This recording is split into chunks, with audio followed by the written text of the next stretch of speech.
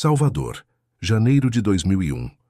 As ruas de paralelepípedos do Pelourinho acordavam pintadas em azul turquesa, amarelo canário e rosa coral, como uma aquarela colonial que resistia ao tempo. Turistas do mundo inteiro atravessavam aquelas ladeiras históricas com câmeras penduradas no pescoço, registrando cada fachada tombada, cada igreja barroca, cada beco que contava 5 séculos de história. Naquele sábado específico, entre o som dos atabaques e o cheiro de acarajé, a cidade inteira testemunharia, sem perceber, o momento exato em que um sorriso desapareceria para sempre, levando consigo a inocência de uma família inteira e inaugurando um dos casos mais angustiantes da história criminal de Salvador. Luana Rodrigues tinha apenas 8 anos. Filha de João, motorista de ônibus, e de Ana, costureira que transformava retalhos em vestidos coloridos, ela crescera em meio à simplicidade, digna de uma família trabalhadora baiana. Naquela manhã de sábado, João tinha folga, e a família iria ao centro histórico fazer o que mais gostava: ver artistas de rua, comprar cocada no largo e fotografar as ladeiras iluminadas. Ana havia bordado flores no vestido rosa que Luana vestiria, e a menina mal conseguia conter a animação enquanto ajeitava a coroa de flores que uma artesã lhe dera de presente. O ônibus subia devagar pelas ruas estreitas, revelando aos poucos a vista do mar e das construções empilhadas como tijolos de um presépio gigante. Luana apertava o rosto contra o vidro, embaçado, apontando cada casarão que reconhecia. O irmão Pedro, 15 anos, fingia desinteresse, mas guardava aquele momento como tantos outros que compunham a textura de uma infância feliz. Ao descerem na Praça da Sé, foram engolidos pela multidão. Guias improvisados, vendedores de fitas do Senhor do Bonfim, músicos tocando berimbau, rodas de capoeira sob o sol forte.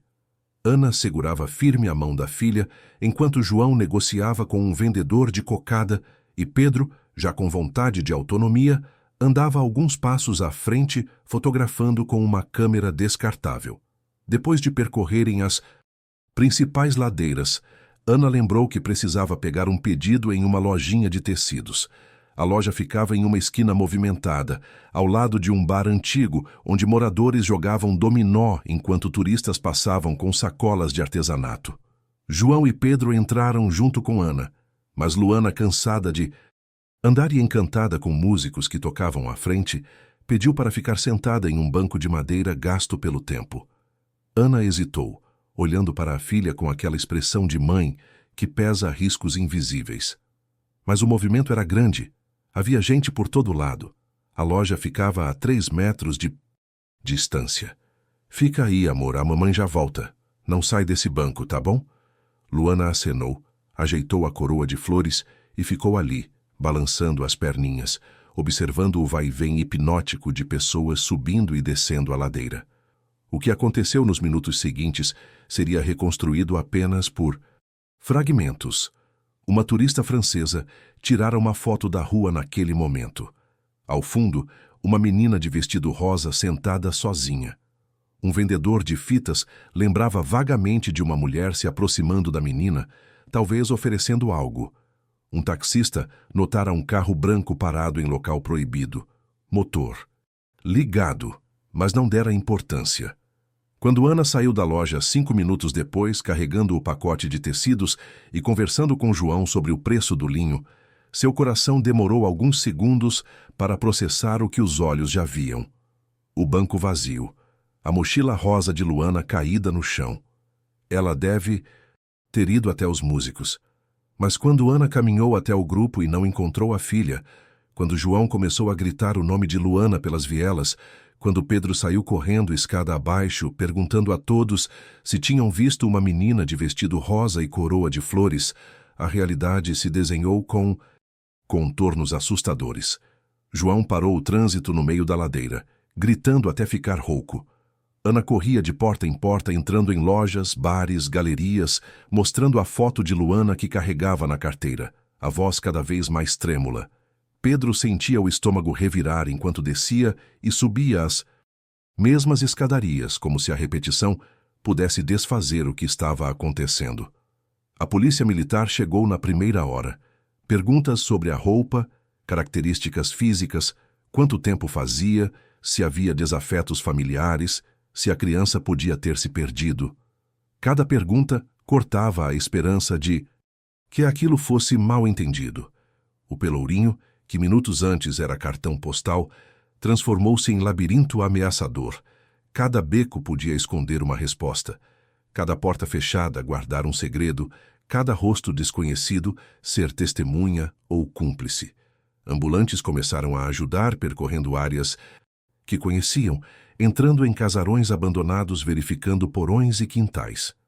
A notícia se espalhou e, em poucas horas, o nome Luana Rodrigues já ecoava nas rádios. Menina de 8 anos desaparece no Centro Histórico de Salvador. Família pede ajuda. Na Delegacia de Proteção à Criança e ao adolescente, o delegado Augusto Nogueira estava terminando seu plantão quando recebeu a ligação. Veterano com mais de 30 anos de carreira, faltavam poucos meses para sua aposentadoria. Mas algo no tom de voz do colega, algo na descrição daquela menina que sumira em plena luz do dia no meio de centenas de testemunhas, fez Augusto sentir aquele aperto no peito que só os casos difíceis provocavam. Pegou as chaves do carro, dispensou o fim do plantão e seguiu direto para o Pelourinho. Quando chegou já era fim de tarde e a luz dourada do pôr do sol pintava as fachadas com tons intensos, criando contraste cruel entre a beleza do cenário e o drama que se desenrolava.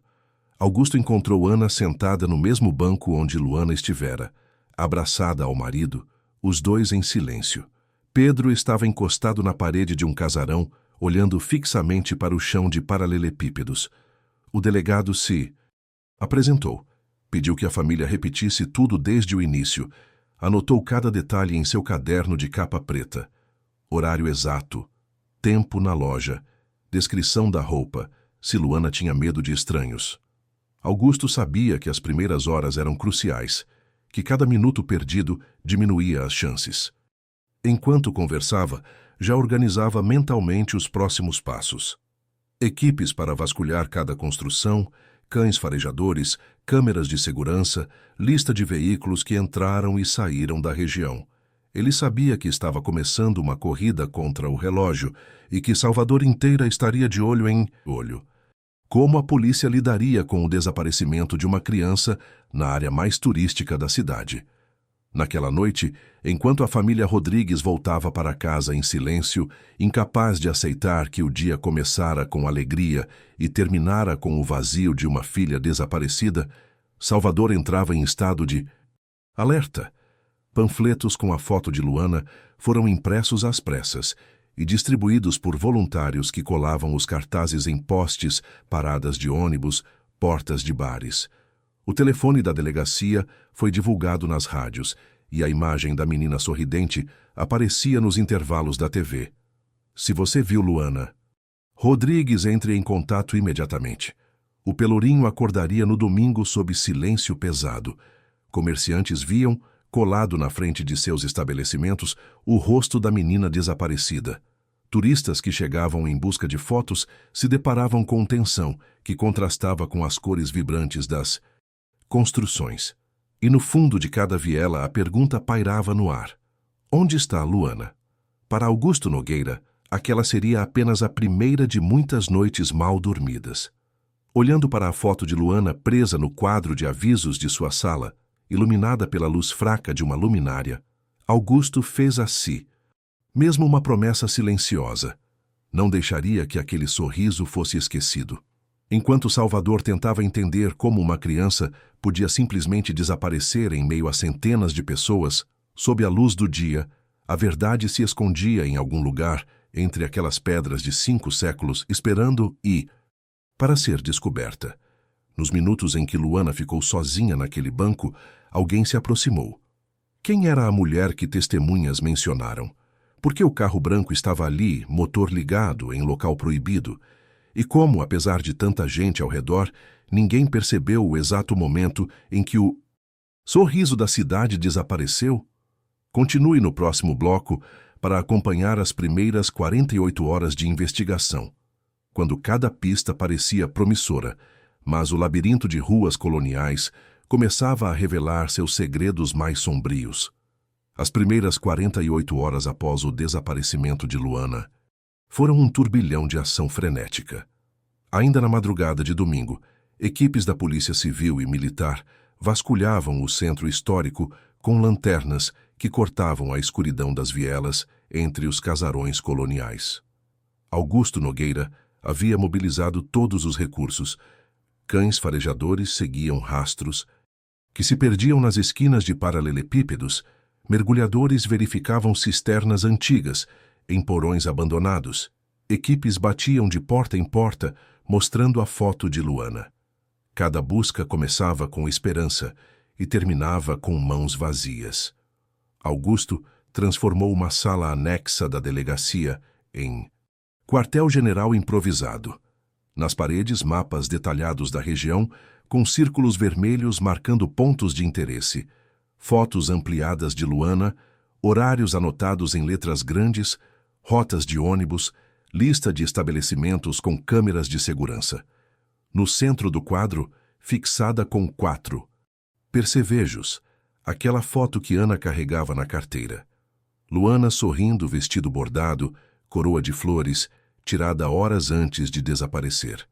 Augusto passava os dedos pelas linhas do mapa, tentando encontrar o padrão invisível que conectasse os fragmentos. Depoimentos começaram a chegar de todos os lados. Um vendedor de fitas do Senhor do Bonfim jurava ter visto uma mulher de cabelos presos se aproximar de Luana quando a menina estava sozinha no banco, oferecendo algo, conversando de forma amigável. Uma turista francesa entregou fotos das ladeiras coloridas. Em uma delas, desfocada ao fundo, Luana sentada sozinha, observando o movimento. Um casal alemão lembrava de um carro branco estacionado em local proibido, logo abaixo da ladeira onde a menina estava, motor ligado, alguém ao volante esperando. Não conseguiam descrever o motorista nem a placa.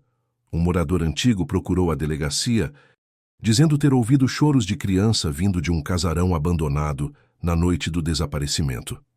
Equipes arrombaram portas, desceram aos porões úmidos, vasculharam quartos vazios cobertos de poeira. Encontraram apenas ratos, móveis quebrados e o eco de suas próprias vozes. Augusto riscava cada localização no mapa, anotava cada horário, cruzava cada testemunho com as imagens granuladas das câmeras antigas de comércio. Mas os fragmentos não se encaixavam. Horários desencontrados, descrições contraditórias, detalhes que levavam a becos sem saída literais e metafóricos no labirinto do Pelourinho. A pressão da imprensa cresceu avassaladora. Repórteres acamparam nas portas da delegacia, nas ruas do Pelourinho e na frente da casa da família Rodrigues. Programas de TV dedicavam blocos inteiros ao caso. Falhas de segurança, negligência policial, drama de uma família destruída. João aparecia diante das câmeras com olhos vermelhos, mãos tremendo enquanto segurava um panfleto com o rosto da filha, prometendo que não descansaria. Ana só conseguia repetir: "Minha filha não sairia dali com um estranho sem avisar.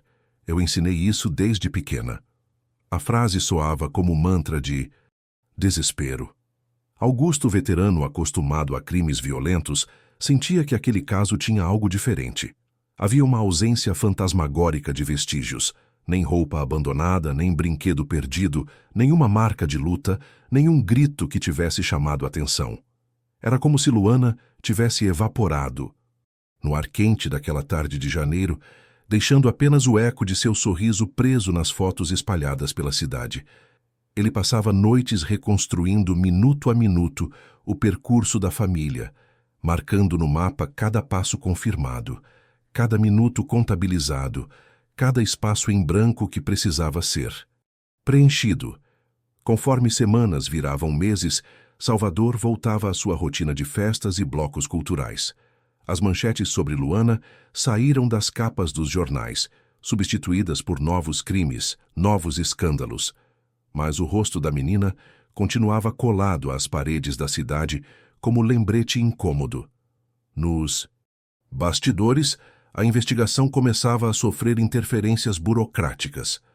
Superiores, pressionados pela falta de avanços concretos, começaram a sugerir que o inquérito fosse racionalizado, palavra que significava reduzir equipes, diminuir recursos, concentrar esforços em ocorrências mais recentes. A família Rodrigues se deteriorava dia após dia.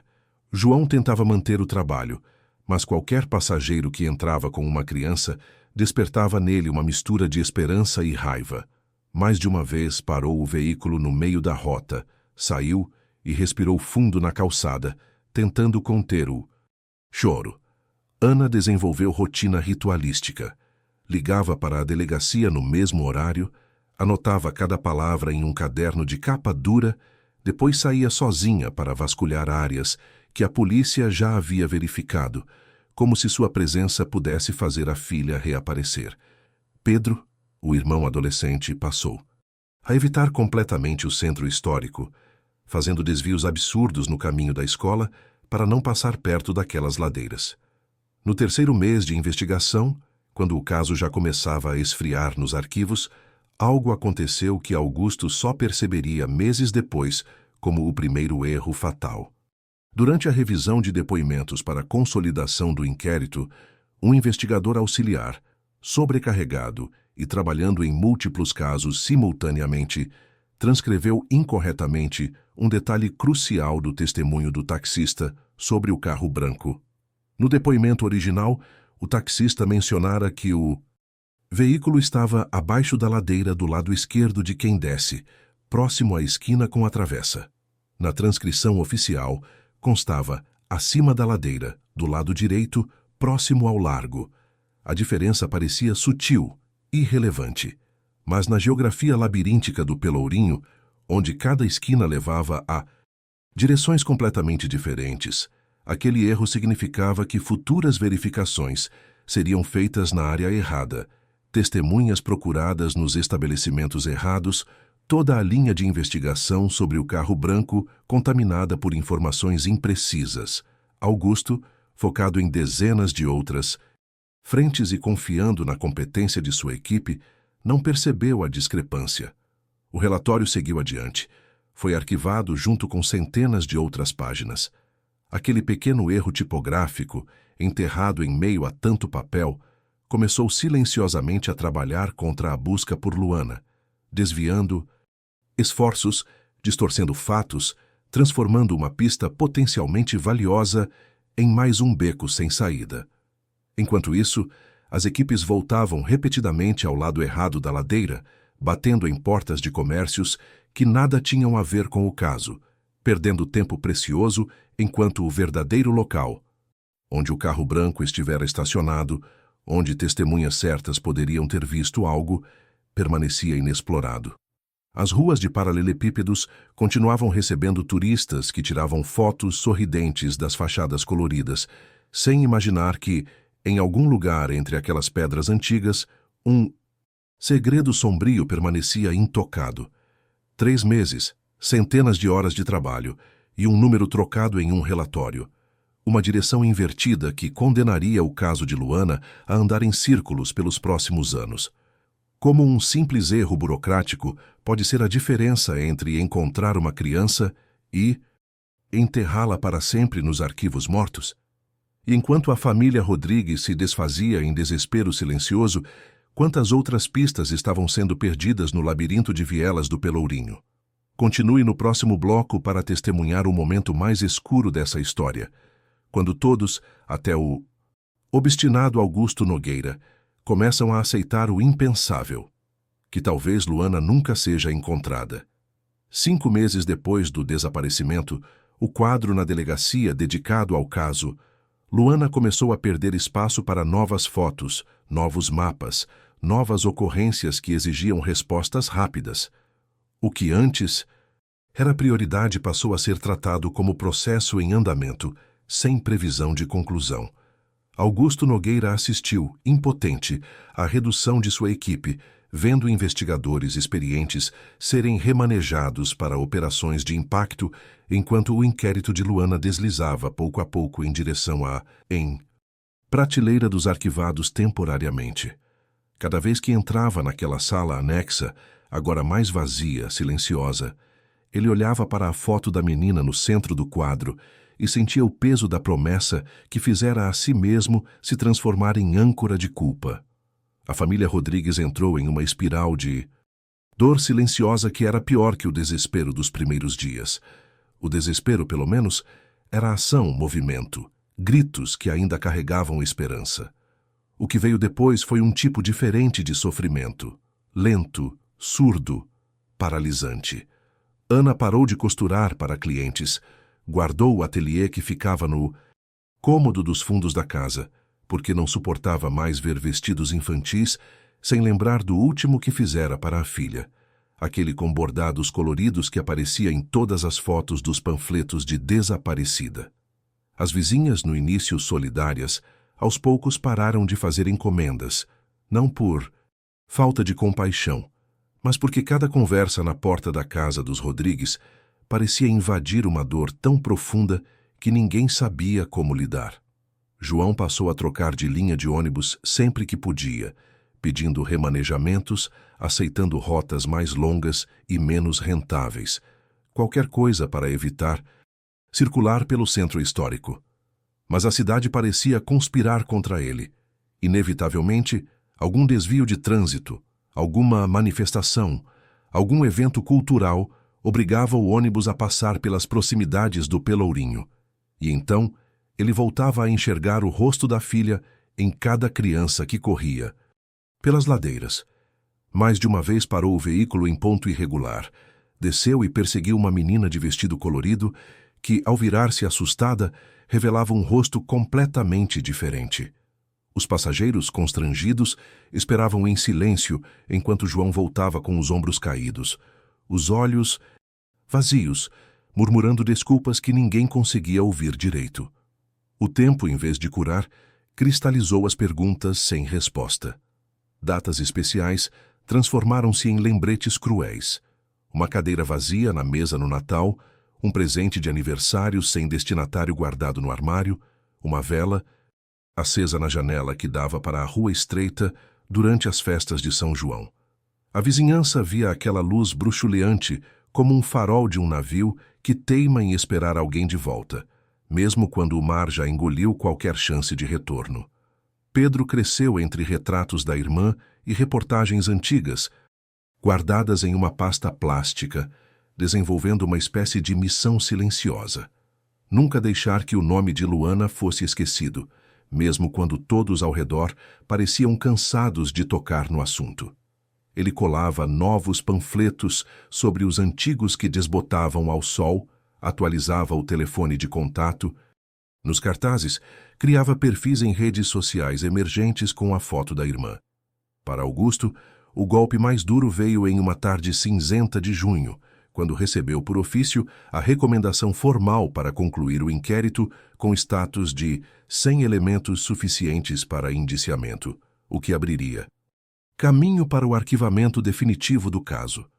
No dia em que assinou o relatório, sozinho em sua sala, ele sentiu o peso de cada página como se estivesse enterrando definitivamente a chance de dar uma resposta àquela família. Registrou em letras frias, técnicas, burocráticas, um fracasso que sabia que o perseguiria além da aposentadoria que se aproximava. A última linha do relatório dizia: esgotadas as diligências possíveis, sugere-se arquivamento provisório até surgimento de novas evidências. Augusto sabia o que aquilo significava na prática. O caso seria guardado em uma caixa de papelão, empilhada junto com centenas de outras, em um arquivo empoeirado que ninguém voltaria a abrir. Houve ainda as falsas esperanças que machucaram mais do que o silêncio. Telefonemas anônimos dizendo ter visto Luana em cidades vizinhas, em feiras livres, em rodoviárias, sempre com descrições vagas, sempre exigindo que a família fosse até lá pessoalmente para verificar. Ana e João percorreram quilômetros atrás de fantasmas. Uma menina que vendia cocada em Cachoeira, outra que pedia esmola em Feira de Santana, uma terceira que brincava em uma praça de Itabuna. Nenhuma era Luana. Fotos desfocadas, enviadas por correspondentes bem-intencionados, sempre de crianças parecidas, filmadas de costas ou de longe. Um suposto vidente oferecendo soluções mágicas em troca de dinheiro, jurando que tinha localizado a menina em uma casa verde, perto de água, em uma cidade pequena, descrição tão genérica que servia para metade das cidades do Nordeste. Cada pista ilusória obrigava a família a reviver o dia do desaparecimento como se a ferida tivesse sido aberta de novo. O ponto mais baixo chegou em uma noite chuvosa de janeiro de 2006, no 5º aniversário do sumiço. Ana estava sentada à mesa da cozinha apertada, olhando para o bolo simples que havia feito. Uma tradição que mantinha todo ano, acendendo 10 velinhas, como se Luana estivesse apenas em outra sala da casa. João entrou e ficou parado na porta, observando a esposa em silêncio.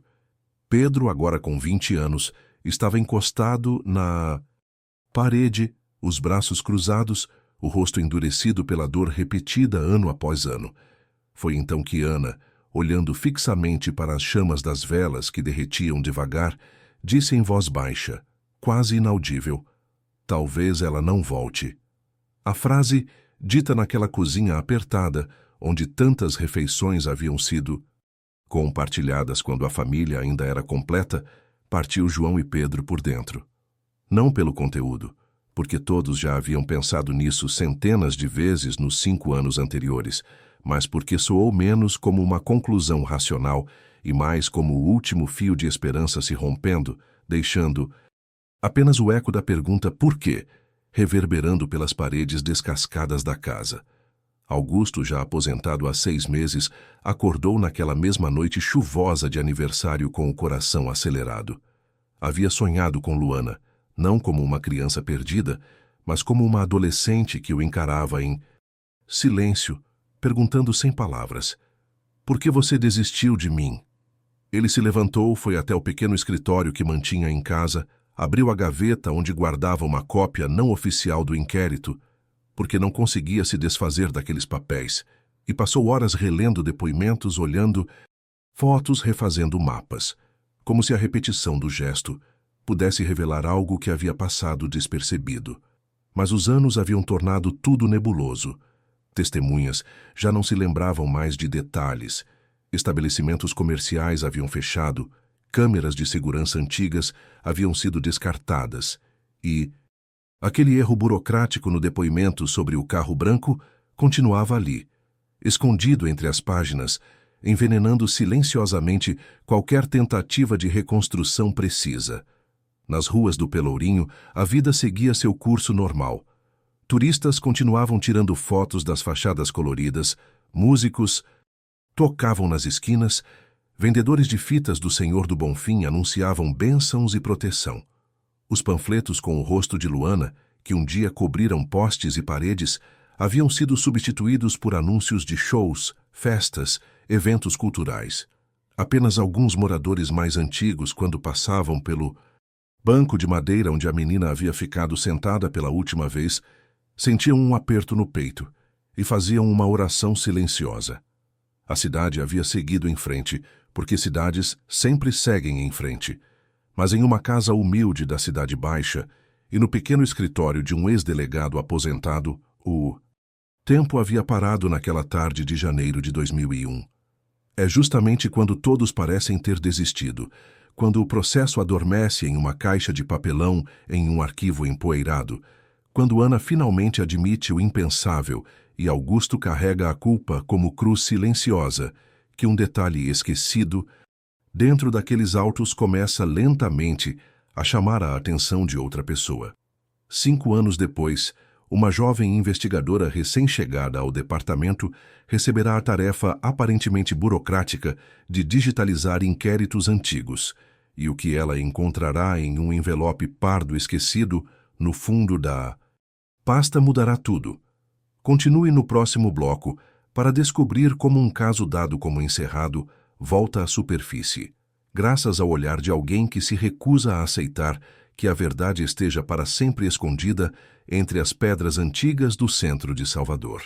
5 anos após o desaparecimento de Luana, em Minsensen, 2006, a Polícia Civil da Bahia iniciou um projeto de digitalização de inquéritos antigos, priorizando casos emblemáticos ocorridos em áreas de grande circulação, como o Centro Histórico de Salvador.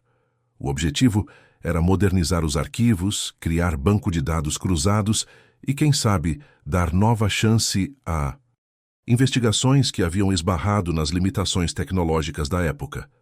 Entre as pilhas de processos encadernados, empoeirados, cheirando a papel velho e tinta desbotada, a jovem investigadora recém-chegada ao departamento, Carla Menezes, 26 anos, recebeu a tarefa aparentemente burocrática de revisar e catalogar o inquérito da menina desaparecida no Pelourinho em 2001. Carla, criada em Salvador e acostumada desde criança a atravessar aquelas ladeiras de paralelepípedos rumo à escola, lembrava-se vagamente dos panfletos com o rosto sorridente de Luana colados nos postes quando ela ainda era adolescente. Lembrava-se de conversas entre adultos, de boatos, de teorias conspiratórias que circulavam pelos bairros, de como aquele caso havia marcado a cidade por meses. Rever agora, em alta resolução no scanner moderno da delegacia, as fotos anexadas ao processo, foi como abrir uma cápsula do tempo que misturava nostalgia e indignação. Ver o carimbo de arquivado sem conclusão em uma das últimas páginas, logo após o relatório final assinado por um tal de Augusto Nogueira, gerou nela um sentimento difícil de nomear, algo entre frustração profissional e revolta pessoal. Carla passou dias escaneando documentos, organizando depoimentos em ordem cronológica, criando pastas digitais com nomes padronizados. Era um trabalho mecânico, repetitivo, mas ela se pegava lendo cada página com atenção crescente, reconstruindo mentalmente o caso, imaginando as cenas, sentindo a angústia daquela família que havia perdido tudo em 5 minutos de distração. Foi ao chegar ao final da pilha de documentos que ela encontrou algo inesperado, um envelope pardo, amassado, esquecido no fundo da pasta, com a anotação à mão, fotos de turista, 2001, analisar. O envelope estava grudado na contra a capa do processo por anos de pressão e umidade, quase invisível, como se o próprio arquivo tivesse tentado escondê-lo. Dentro dele havia uma sequência de imagens impressas em papel fotográfico comum, já amareladas pelas bordas, enviadas anos antes por um casal estrangeiro que visitara o Pelourinho no dia do desaparecimento. Segundo uma carta anexa em inglês escrita à mão, eles só souberam do caso da menina brasileira semanas depois, quando já estavam de volta ao seu país, ao verem uma reportagem internacional sobre desaparecimentos de crianças em áreas turísticas. Haviam, então, revelado todos os rolos de filme daquela viagem, selecionado as fotos tiradas naquele dia específico e enviado ao consulado brasileiro, que encaminhou à polícia de Salvador. Mas, aparentemente, aquelas imagens haviam chegado tarde demais, quando a investigação já estava morna, e acabaram arquivadas, sem análise adequada. Carla começou a examinar as fotos uma a uma. Eram cenas típicas das ruas coloniais, músicos de rua tocando para turistas, casarões coloridos, o calçamento irregular refletindo a luz do fim de tarde, vendedores ambulantes, rodas de capoeira. Na quinta foto da sequência, algo chamou sua atenção. Ao fundo da imagem, quase como um reflexo capturado por acaso, era possível ver uma criança de vestido bordado e coroa de flores caminhando ao lado de uma mulher de cabelos presos, em direção a um carro branco estacionado em esquina íngreme. A foto estava ligeiramente desfocada. Naquela região, como se o fotógrafo tivesse se movido no momento do clique. Mas a cena estava lá, registrada para sempre. Carla ampliou a imagem no computador, ajustou o contraste, aumentou a nitidez usando softwares que não existiam em 2001. Foi então que percebeu algo que ninguém havia notado na época, talvez pela qualidade precária da impressão original. O vidro da janela de uma das casas refletia parcialmente a lateral do veículo, revelando 3 dígitos da placa e um adesivo de uma empresa de transporte turístico. O reflexo era tênue, quase fantasmagórico, mas estava lá. Ela ampliou ainda, mas ajustou novamente o contraste até conseguir identificar não só os números 4, 7 e 3, como também o logotipo quase apagado do adesivo, que mostrava uma van estilizada e as palavras turismo e baixa. Carla sentiu o coração acelerar. Procurou no inquérito todas as menções ao carro branco e encontrou os depoimentos do taxista e de outros testemunhas. Foi então que percebeu a discrepância. O depoimento original mencionava o carro, abaixo da ladeira, lado esquerdo de quem desce, mas a transcrição oficial dizia, acima, lado direito. Aquele erro, enterrado há 5 anos nos arquivos, tinha desviado toda a investigação para o lugar errado. Ela voltou à foto ampliada. O carro estava exatamente onde o taxista havia dito originalmente, abaixo da ladeira, lado esquerdo. Alguém havia cometido um erro de transcrição que condenara o caso ao esquecimento. Durante os dias seguintes, Carla trabalhou obsessivamente. Cruzou os 3 dígitos da placa e o logotipo com o banco de dados de veículos de transporte registrados em Salvador em 2001. A busca retornou 17 possibilidades, mas apenas uma combinava com o perfil, uma van branca, placa final 463, registrada em nome de uma microempresa chamada Turismo Cidade Baixa, que havia encerrado atividades em março de 2001, apenas 2 meses após o desaparecimento de Luana. O proprietário era um homem chamado Renato Fialho, sem antecedentes criminais graves, mas com histórico de pequenas irregularidades trabalhistas, e um boletim de ocorrência por perturbação da ordem. Segundo os registros, Renato trabalhava como motorista eventual contratado por hotéis para levar turistas ao Pelourinho e outros pontos turísticos. Carla decidiu que precisava de ajuda e sabia exatamente de quem. Localizou o telefone de Augusto Nogueira através do cadastro de aposentados da corporação e ligou. Quando o ex-delegado atendeu, ela se apresentou, explicou que estava digitalizando o caso Luana e que havia encontrado algo importante. Houve silêncio do outro lado da linha, um silêncio pesado, carregado de 5 anos de culpa e arrependimento. Depois a voz rouca de Augusto. Que caso? Mas ele sabia exatamente qual caso. O caso da menina do Pelourinho, Luana Rodrigues. Outro silêncio. Depois. Encontrou o quê? 2 dias depois, Augusto estava sentado ao lado de Carla na delegacia, analisando a foto ampliada no monitor, as mãos tremendo levemente enquanto segurava uma lupa sobre a impressão em alta resolução que ela havia feito. Ele não disse nada por vários minutos, apenas olhou para aquela imagem que estivera ali o tempo todo, escondida em um envelope esquecido, esperando que alguém a encontrasse. Quando finalmente falou, sua voz estava carregada de emoção contida. Eu falhei com ela. Carla respondeu com firmeza. Não falhou. Não tinha essa tecnologia. Agora temos. Vamos encontrar quem fez isso.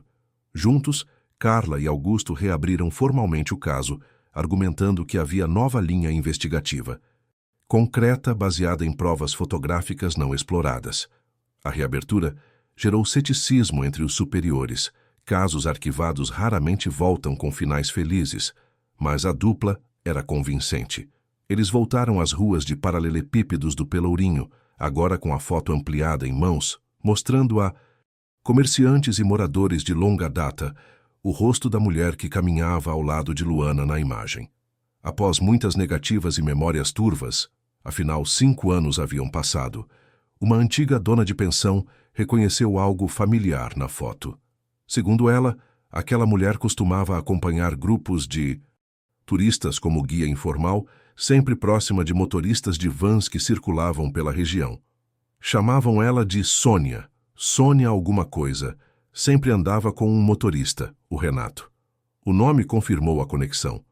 Carla aprofundou a investigação e descobriu que pouco depois do desaparecimento de Luana, Renato Fialho e uma mulher registrada como Sônia Marta Ferreira haviam se mudado para uma pequena cidade do interior, registrando-se como proprietários de uma pousada simples, voltada para viajantes de passagem. Mais perturbador ainda, em uma delegacia do interior, um boletim antigo mencionava o casal apenas de passagem em um inquérito sobre possíveis irregularidades em adoções informais, mas nada havia avançado na época por falta de provas concretas. O quebra-cabeça começava a se formar. 5 anos. Um envelope esquecido. 3 dígitos de placa refletidos em uma janela. E agora, 2. Nomes: Renato e Sônia. A foto que ninguém viu em 2001 finalmente revela o caminho que a investigação deveria ter seguido desde o início. Mas será que ainda há tempo? Onde estão Renato e Sônia agora? E mais importante, será possível que Luana, depois de 5 anos, ainda esteja viva em algum lugar, vivendo sob outro nome, sem saber que uma família inteira nunca parou de procurá-la? Continue no próximo bloco para acompanhar a operação que mudará tudo. O momento em que Carla, Augusto e uma equipe especial chegarão à pequena pousada de interior e encontrarão algo que ninguém ousava mais esperar.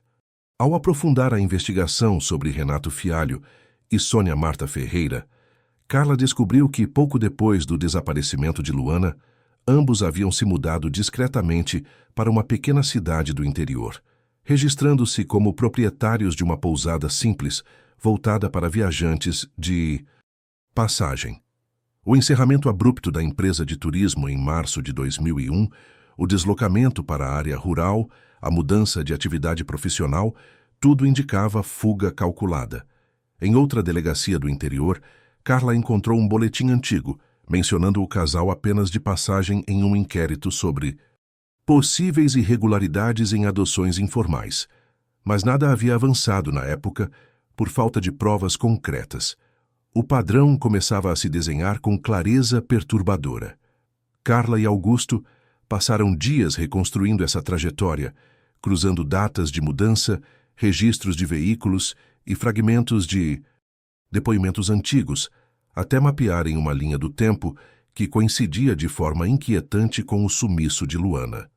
Diante desse novo cenário, uma força-tarefa foi montada de maneira discreta para evitar vazamentos. A equipe reunia investigadores experientes, promotores do Ministério Público e uma assistente social preparada para lidar com a possibilidade de encontrar, naquela pousada de interior, alguém que tivesse sido retirada de sua família anos antes. O plano era simples: chegar sem alarde, observar primeiro, confirmar identidades e só então agir. Ao chegarem à pequena cidade distante, das ladeiras coloniais de Salvador, a diferença de cenário não diminuía o peso da missão. Se na capital o caso havia se perdido entre becos e turistas, ali o desafio era descobrir o que se escondia por trás de uma rotina aparentemente pacata de um estabelecimento familiar. A pousada ficava em uma rua de terra cercada por árvores, com uma placa simples pintada à mão: Pousada Recanto. O lugar tinha aspecto humilde, mas bem cuidado, com vasos de plantas na varanda e roupas estendidas no varal dos fundos. Nada que chamasse atenção, nada que denunciasse segredos, enquanto equipes se posicionavam discretamente ao redor do quarteirão. Carla e Augusto, acompanhados por uma assistente social, se apresentaram na recepção da pousada. Identificaram-se como policiais e pediram para falar com os proprietários. Uma mulher de meia-idade, cabelos presos em coque, apareceu vinda dos fundos, enxugando as mãos em um avental. Era Sônia. Atrás dela, um homem de estatura média, já grisalho, observava a cena com expressão cautelosa. Renato. O casal trocou olhares rápidos, aquele tipo de comunicação silenciosa que só anos de cumplicidade permitem. Antes que Carla pudesse começar as perguntas, uma adolescente saiu da cozinha carregando uma bandeja com copos de água gelada. "Deixa que eu atendo, mãe", disse ela com naturalidade, sorrindo para os visitantes. O choque veio alguns segundos depois, quando Augusto, com a experiência de quem aprendeu a ler rostos ao longo de décadas, reconheceu naquela expressão alegre o mesmo sorriso congelado nas fotos de 2001. O sorriso de Luana. Agora com 13 anos, cabelos mais longos, corpo já em transição para a adolescência, mas ainda carregando nos traços a menina que havia desaparecido nas ruas de paralelepípedos de Salvador. A coroa de flores havia sido substituída por um simples elástico, prendendo os cabelos, mas os olhos eram os mesmos. Carla sentiu o coração disparar, mas manteve a compostura profissional. Augusto, ao seu lado, apertou os punhos discretamente, lutando para conter a emoção. A menina registrada ali com o nome de Vitória não fazia ideia de que havia uma família inteira que nunca tinha parado de procurá-la, nem que seu rosto fora, por anos, o símbolo de um caso sem resposta em sua cidade natal. Ela crescera acreditando ser filha de Renato e Sônia, tendo vaga lembrança de uma tia que cuidara dela, que, quando era pequena, antes de vir morar definitivamente com os pais. Sua vida havia sido construída sobre uma mentira cuidadosamente arquitetada. O procedimento foi cuidadoso e lento, sem dramatizações desnecessárias. Carla explicou que precisavam esclarecer algumas questões sobre documentação e registros antigos. Renato e Sônia foram conduzidos à delegacia local para prestar esclarecimentos, enquanto a assistente social ficava com a adolescente, conversando de forma gentil, preparando o terreno para a revelação que viria. Documentos escolares, certidões de nascimento e registros médicos foram requisitados. Cada papel examinado revelava, peça por peça, a construção de uma identidade forjada ao longo de 5 anos, sustentada por histórias incompletas e por uma rede de omissões que se aproveitara da distância entre o interior e a capital. Em Salvador, a notícia chegou à família Rodrigues como um raio em céu nublado. Carla ligou primeiro para a delegacia que mantinha o cadastro atualizado da família, pedindo que um oficial fosse pessoalmente até a casa, na Cidade Baixa, antes de dar qualquer informação. Ana, que aprendera a conter esperanças para se proteger de novas quedas, desabou ao ouvir que havia uma forte possibilidade de a adolescente encontrada ser Luana. Mas pediu, com voz trêmula, que só usassem esse nome quando tivessem certeza absoluta, como forma de proteger a todos de mais uma possível frustração.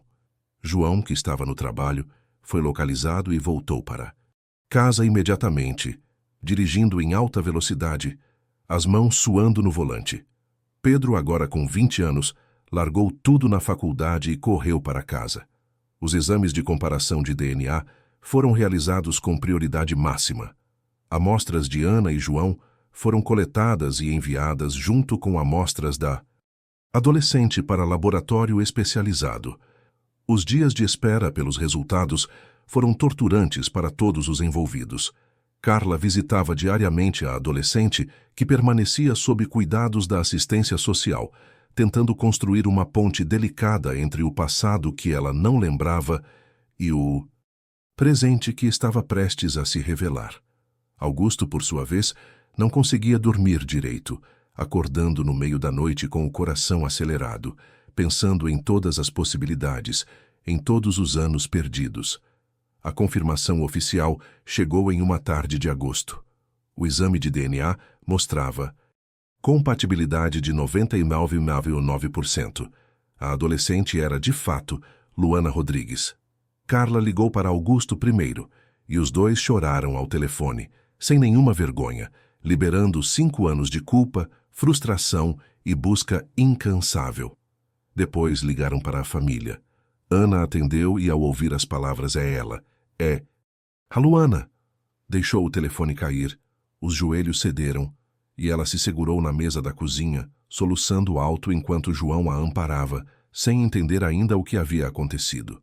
Pedro pegou o telefone do chão, ouviu Carla repetir a notícia e, pela primeira vez em 5 anos, permitiu-se acreditar que o impossível havia acontecido. A confirmação não encerrou a complexidade do caso, mas marcou o ponto de maior tensão emocional da narrativa. A transformação, diante dos olhos do público, de um desaparecimento sem solução em uma história de reencontro improvável, resultado direto da persistência de um investigador aposentado e da obstinação de uma jovem policial que se recusou a tratar um arquivado como coisa do passado. Renato e Sônia, confrontados com as evidências, começaram a desmoronar em seus depoimentos. A história que contaram era perturbadora. Sônia, que trabalhava como guia informal, havia se aproximado de Luana naquele dia, oferecendo levar a menina até uma loja de brinquedos, enquanto a mãe estava ocupada. Renato esperava no carro. A intenção inicial, segundo alegaram, era apenas cuidar da criança por alguns dias e depois devolvê-la, mas com o passar do tempo e a ausência de filhos biológicos, decidiram criá-la como se fosse deles. Uma história que soava ensaiada, conveniente, mas que seria desmontada posteriormente pelos promotores. Com Luana finalmente localizada e a verdade começando a vir à tona, resta entender como a cidade que chorou seu desaparecimento vai reagir ao reaparecimento desse sorriso.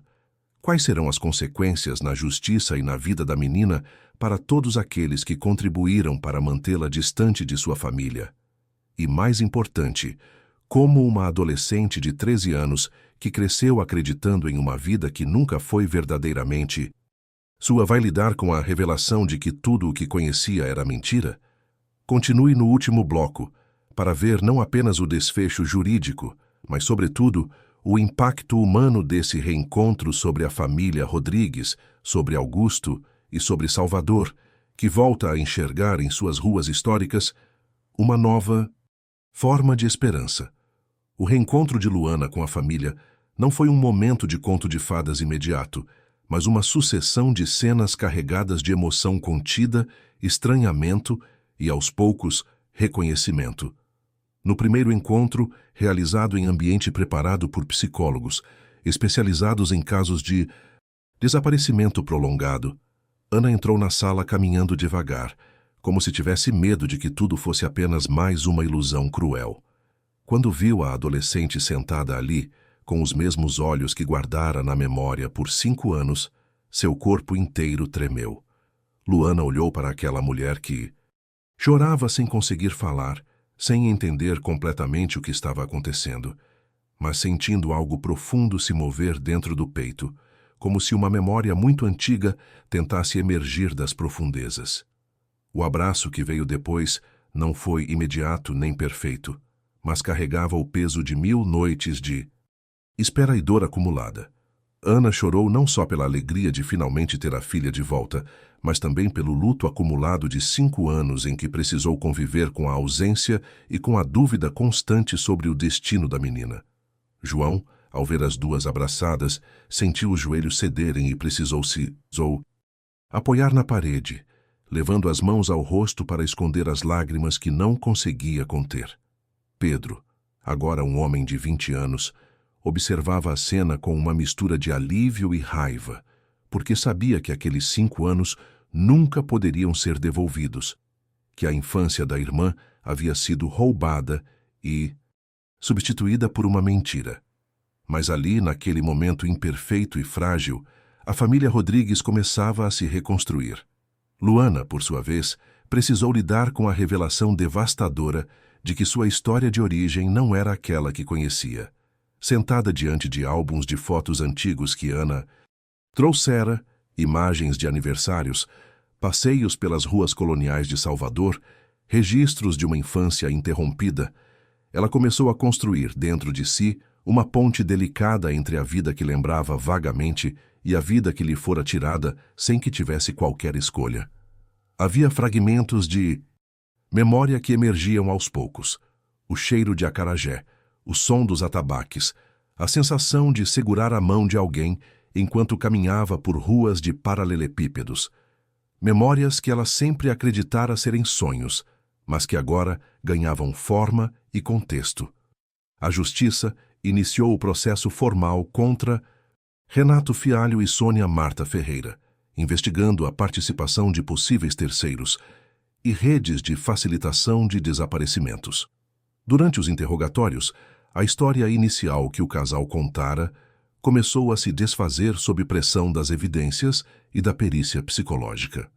Renato acabou confessando que Sônia havia planejado a aproximação de Luana naquele dia, aproveitando-se da confiança que crianças naturalmente depositam em mulheres simpáticas. Sônia, por sua vez, alegou inicialmente que a intenção era apenas dar uma vida melhor à menina, mas investigações posteriores revelaram tentativas anteriores de aproximação com outras crianças, evidenciando um padrão predatório que ia muito além de um impulso isolado. O julgamento, acompanhado pela imprensa, tornou-se símbolo de que casos antigos, mesmo considerados sem solução, podiam ser revisitados e corrigidos, reforçando a importância de arquivos bem preservados e de tecnologias modernas aplicadas à investigação. Augusto Nogueira, que havia carregado por anos o peso de um inquérito arquivado como fracasso pessoal, encontrou finalmente alguma paz ao ver a família Rodrigues reunida, mesmo ciente de que nenhuma decisão judicial poderia devolver integralmente os anos perdidos. No dia do reencontro oficial entre Luana e a família, ele foi convidado a estar presente, e quando Ana o abraçou e disse obrigada por nunca desistir dela, Augusto finalmente conseguiu perdoar a si mesmo pelo erro burocrático que não havia percebido e pelos 5 anos que o caso permanecera enterrado em arquivos. Ele entendeu que a persistência, mesmo quando parece inútil, pode fazer a diferença entre uma história que termina em tragédia e uma que encontra, ainda que tardiamente, alguma forma de justiça. Carla Menezes, por sua vez, tornou-se referência dentro da corporação como exemplo de como a atenção a detalhes aparentemente menores, como uma foto esquecida em um envelope, podia mudar o rumo de uma história inteira. Ela continuou trabalhando na digitalização de casos antigos, mas agora com uma convicção renovada. Cada processo arquivado representava uma vida concreta, uma família esperando, uma verdade que merecia ser descoberta. O caso Luana tornou-se referência em cursos de formação policial, demonstrando a importância da preservação documental e da revisão criteriosa de investigações inconclusas. Com o tempo, Luana passou a visitar o Pelourinho, em companhia da família e de profissionais preparados, numa espécie de ritual de reconciliação com o lugar onde sua vida havia se dividido em antes e depois. Caminhar novamente pelas ruas de paralelepípedos, ver os casarões coloridos ao pôr do sol e ouvir os tambores ecoando entre as fachadas históricas ajudou a transformar um cenário de trauma em espaço de reconstrução. Na primeira visita, ela parou diante do banco de madeira onde estivera sentada pela última vez como criança de 8 anos, tocou a superfície gasta com os dedos e permitiu-se chorar. Aquele choro não era apenas de tristeza, mas de libertação, de reconexão com uma parte de si mesma que havia sido forçosamente apagada. A cidade, que acompanhara o caso desde os primeiros cartazes de desaparecida, celebrou o retorno de Luana de maneira discreta, mas profunda. Projetos de conscientização sobre crianças desaparecidas foram criados em escolas do centro histórico, e o rosto da menina, agora adolescente, passou a representar não mais uma ausência inexplicável, mas a ideia de que a perseverança pode, às vezes, vencer o tempo.